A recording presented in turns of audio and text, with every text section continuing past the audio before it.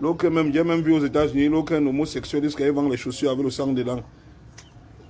C'est ça. Nous, on n'a pas appris le rap à l'époque là. Moi, j'ai appris le rap à l'époque des P. Diddy, à l'époque des Busta Rhymes, à l'époque des Jay-Z, à l'époque des Nas, à l'époque des Jadakiss. C'est à cette époque-là, les rappeurs, ils avaient une vision. Et ils disaient tous le mot hustler, hustler, qui sont des hustlers. Ça veut dire ce que ça veut dire. C'est là-bas que nous on a appris ça, qu'un rappeur doit se battre. C'est pas parce qu'il fait de la musique aujourd'hui, il doit se battre. Hein? C'est pour ça qu'aujourd'hui, les Outcasts ont le plus gros chenil des États-Unis. C'est pour ça que Jay-Z a le 40-40. Hein? C'est pour ça que les gens comme les Rick Ross, c'est des gros entrepreneurs.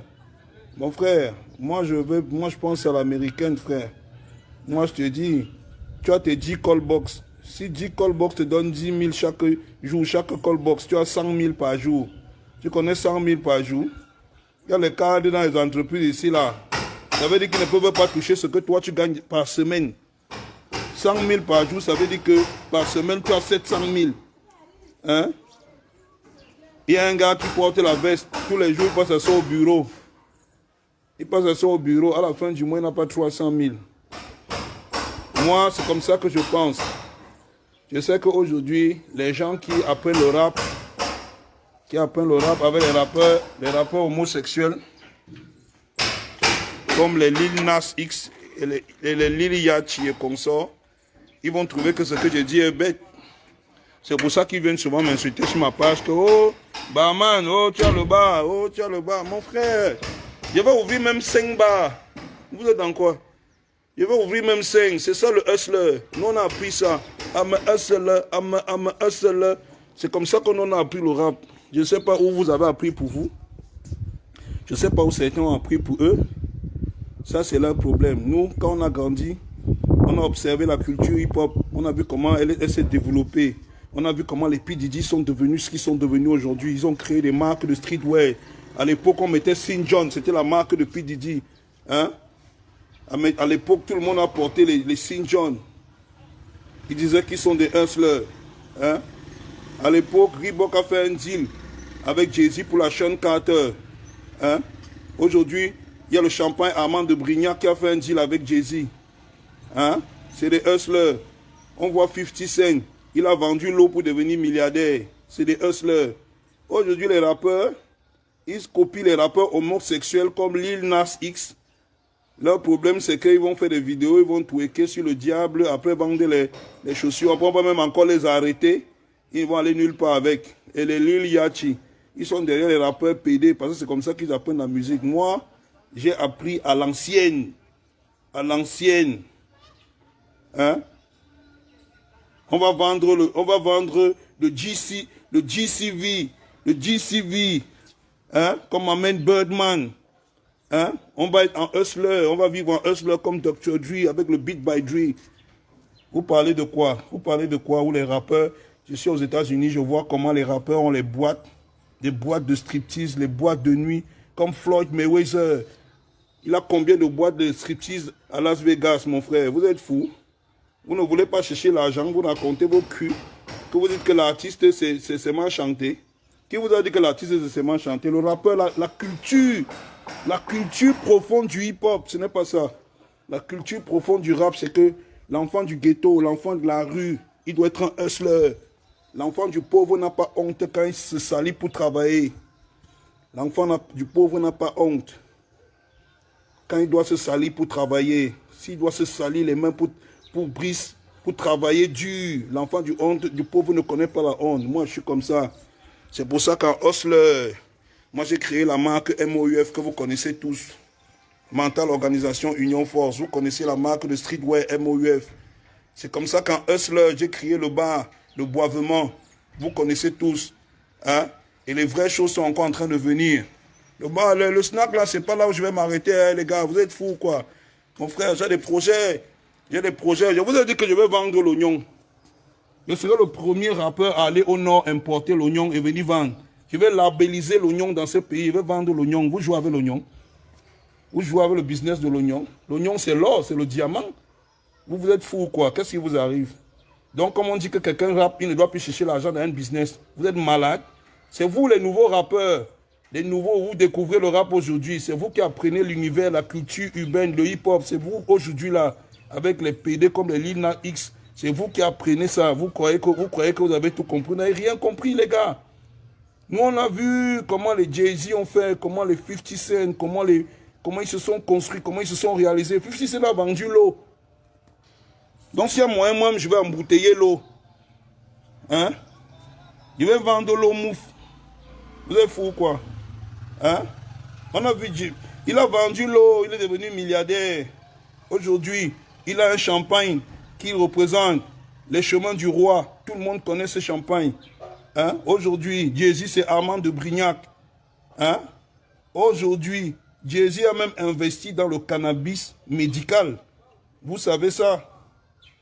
C'est lui qui a le 40-40. Floyd Mayweather, vous croyez qu'il ne voit pas les boxeurs pour ne pas investir dans la boxe? Floyd Mayweather a investi dans les boîtes de striptease. Vous êtes malade? Un hustler, un gars qui vient de la rue. Un hustler. Moi, j'ai dormi à terre. Hein? J'ai dormi au sol. Hein? Moi, je connais ce que c'est.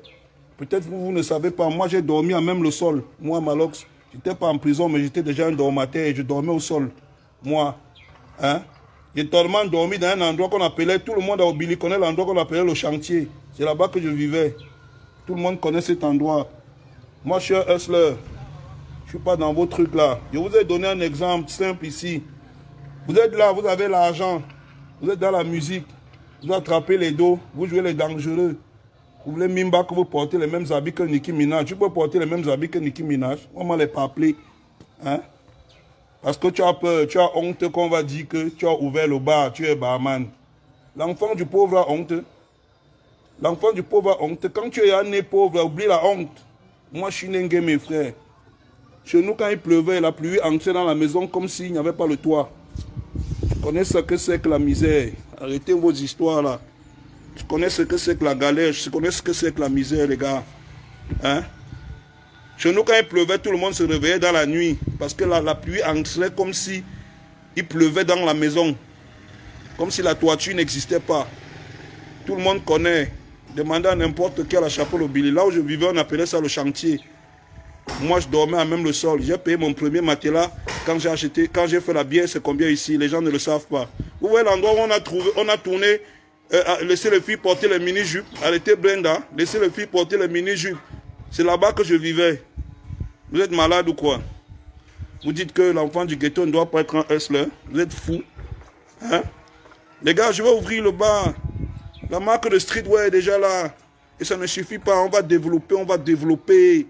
On va développer, man. On va développer. L'enfant du ghetto apprend vite. Et il n'a pas honte. L'enfant du ghetto n'a pas honte de travailler pour réussir. C'est le tété qui a honte. Parce qu'il est né dans les châteaux. La cuillère en argent dans la bouche. Hein? Il mangeait les caviars au petit déjeuner. Il n'a pas honte. Il a honte. Parce que le jour où il descend au niveau du tapioca, il a honte. Toi, l'enfant du ghetto, tu es né. Tu as commencé à manger le tapioca. Tu as commencé avec le tapioca. Hein? Le jour où on préparait le manioc avec la sauce d'arachide, avec le mbunga, on avait tué. Tu viens, tu dis que tu as honte. Tu as honte de quoi? Hein? Moi, tous les gens de Mendon connaissent. Moi, Malox le Viber, la station Tradec de Mendon, j'étais manœuvre là-bas pour enregistrer mon premier EP. Hein? Mon premier maxi avec ma team Zorx Connexion. J'ai été manœuvre à la station Tradex de Mendon que vous voyez là. Moi, j'ai même chopé un panari là-bas. Je me rappelle à l'époque, quand vous regardez comme ça ma main, il y a les cicatrices là. C'est le panari que j'avais attrapé. Le panari parce que je travaillais au chantier pour avoir l'argent pour enregistrer mon premier maxi single avec ma team Zorx Connexion. Je vous dis ça comme ça, c'est mon histoire que je vous raconte. Et c'est une façon de dire aux petits frères que qu'on ne vous trompe pas. Le showbiz, c'est un milieu dangereux.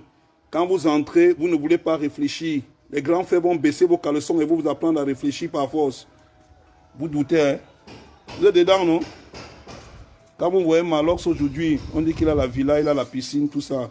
Vous croyez que c'est parce qu'il était couché à la maison, un gars est venu lui dire que gars, viens prendre ça. C'est la guerre, Renoir, c'est la guerre. C'est la guerre. Je me suis fait violence, mon frère, pour être là. Et c'est tout ce que je peux léguer.